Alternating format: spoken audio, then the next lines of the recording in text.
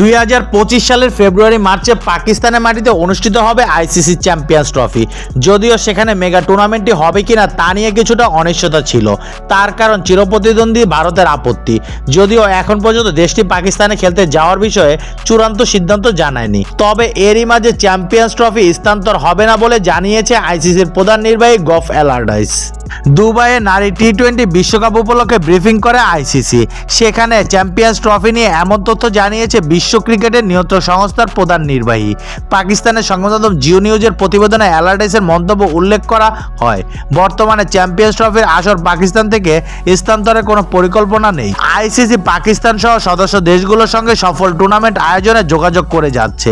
অতীতে কিছু চ্যালেঞ্জ থাকলেও প্রতিযোগী সকল দেশ পাকিস্তানে খেলতে যাওয়ার প্রতিশ্রুতি দিয়েছে।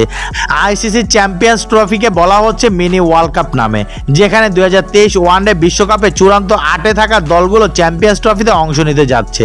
স্বাগতিক পাকিস্তান বাদে বাকি দেশগুলো হচ্ছে Bangladesh, Bharat, Australia, New Zealand, England, দক্ষিণ আফ্রিকা ও আফগানিস্তান। টুর্নামেন্টটিতে খেলতে পারবেন না শ্রীলঙ্কা ও ওয়েস্ট ইন্ডিজের মতো সাবেক দুই বিশ্ব চ্যাম্পিয়ন।